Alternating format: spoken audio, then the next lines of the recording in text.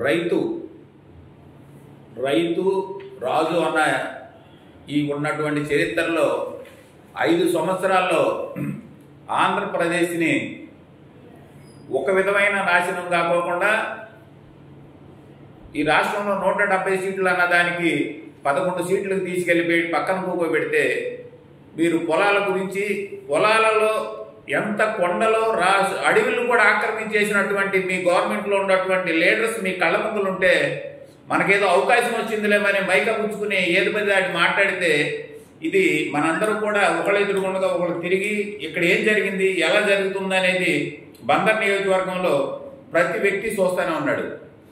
మీరు ఇప్పుడే బసవయ్య గారు చెప్పాడు, కోఆపరేటివ్ వ్యవస్థలో ల్యాండ్ మార్కేజ్ వ్యవస్థలో తీసుకున్నటువంటి మన పొలాలని మీ నాయకుడు బొత్స సత్యనారాయణ రాజశేఖర రెడ్డి ఎక్కిన కాడి నుంచి ఈ పొలాలన్నింటిని కూడా బెస్ట్ పెట్టించేసేసి రైతులందరినీ కూడా కట్నాలు ఇచ్చుకుంటా పనికి రాకుండా చెరువులు లీజులు ఇచ్చుకునే స్థితి కూడా లేకోకుండా తహసీలు కట్టే పరిస్థితి లేకుండా కంప్యూటర్ అడంగిలు రాకోకుండా బ్యాంకులు ఏ ఒక్కదానికి ఎవరి దగ్గరికన్నా వెళ్ళి 100 రూపాయలు డబ్బులు తెచ్చుకోవడానికి లేని పరిస్థితి ఏర్పాటు చేసినటువంటి మీ 6 సంవత్సరాలు అంటే 5 సంవత్సరాలు గవర్నమెంట్ వచ్చి మీరు వచ్చిన కాడి నుంచి కూడా బెస్ట్ పెట్టించేసేసి మనం ఏ దితి దతి లేనటువంటి స్థితిలో కొల్లు రవీంద్ర గారిని కానీ ఆంధ్రప్రదేశ్ ముఖ్యమంత్రిగా చంద్రబాబు గారిని కానీ మేమందరం కూడా వెళ్ళి మా పొలాలన్నింటినీ కూడా ఏదైనా మాకు ఒక ఇది కావాలి, మాది రెగ్యులైజేషన్ చేయాలి, ఈ రెగ్యులైజేషన్ చేసే విధానం మీద మీకు ఎన్నోసార్లు చెప్పాం.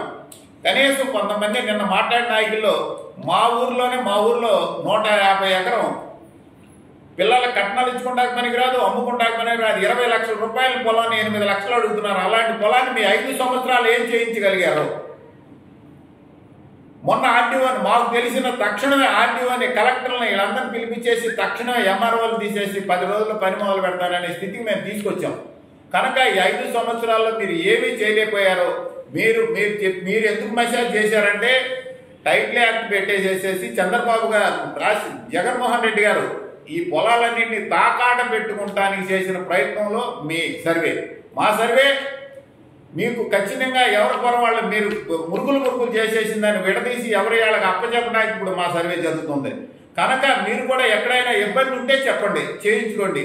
కానీ మీకు ఏ విషయం వచ్చినా సరే మొత్తం స్టేట్ మీద జల్లటాకో లీడర్ల మీద జల్లటాకో నియోజకవర్గం మీద జల్లటాకో సరిపోరు. ఎందుకు సరిపోరంటే మీ దగ్గర ఉన్నటువంటి టైంలో ఏ నాయకుడిని పనిచేయనివలా, ఏ ఆఫీసర్ని పనిచేయనివలా, ఏ ఆర్టీసీ బస్సుని తిరగనివలా మీరు సరిగ్గా పరిపాలన చేయలేదని చెప్పేసి మిమ్మల్ని 11 సీట్లు తీసుకెళ్లి పక్కన కూకోబెట్టి ప్రతి నియోజకవర్గంలో మీకు జరిగినటువంటి దాని మీద అక్కడే కళ్ళు తెరిచి 8 నెలలు అవలా పురుడేళ్ల క్రితం మీ ఇష్టం వచ్చినట్టు చేసేయడానికి వీలు పడదు. మీకు తెలుసు ఆ సంగతి, నాయకులకు తెలుసు.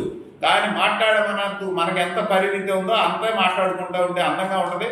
మీరందరూ కూడా ఇవాళ రైతు నాశనం అయిపోయాడంటే వైఎస్ఆర్ ప్రభుత్వం వల్లనే నాశనం అయిపోయాడు.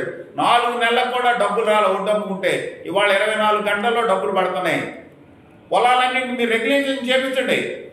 ఎక్కడ ఒక రైతు కూడా ఎవరి పొలం ఎక్కడ ఉందో తెలియని స్థితిలో ఉంది. ఈ రోజు కూడా స్థితిలో ఉంది. ఈ రోజు ఎంఆర్ఓలు కూడా భయపడుతున్నారు మీ మూలాన. మొన్న మీరు చేసిన పని ఎంఆర్ఓలందరినీ కూడా మీ గుప్పుట్లో పెట్టుకుని ఉండటం మూలాన ఏ ఎంఆర్ఓ కూడా బందర్ రావటానికి అల్లాడిపోయి ఉచ్చబోసేసుకుంటున్నారు ఆ వాటిని. దాన్ని మీరు దృష్టి పెట్టుకుని చూడండి. ఏరే కాదు మీరు మాట్లాడేది ఏ విషయంలో మాట్లాడినా, టౌన్ విషయంలో మాట్లాడినా, రూరల్ విషయంలో మాట్లాడినా, రోడ్లన్నీ వచ్చేసి డ్రైనేజీలు ఎల్లైతే బడ్డీలు పెట్టుకుని ఉంటే వాటిని పనిచేస్తుంటే కూడా అంటే ఏంటి రాజకీయం చేస్తే చేయండి. ఎవరికైనా సరిగ్గా అన్యాయం జరుగుతుంటే రాజకీయం చేయండి. కానీ రాజకీయం చేసేటప్పుడు సెంటర్లో బడ్డీలు పెట్టమనేది మనమే, ఎవడో అది మంచిది కాదని తీసేస్తే అడ్డమే లేదు మనమే. కనుక ఇదంతా మంచి పద్ధతి కాదు. మంచి పద్ధతిగా పనిచేయండి, మంచి పద్ధతిగా మాట్లాడండి. మీరు మాట్లాడుతుంటే ఊరుకుంటాడు. నువ్వు తప్పు చేసినోడు మాట్లాడుతుంటే మంచి చేసేవాడు ఎందుకు ఊరుకుంటాడు? రెట్టింపు మాట్లాడతాడు. కనుక ఇవన్నీ చూసుకుని జాగ్రత్తగా మాట్లాడండి, జాగ్రత్తగా ఆలోచించుకోండి.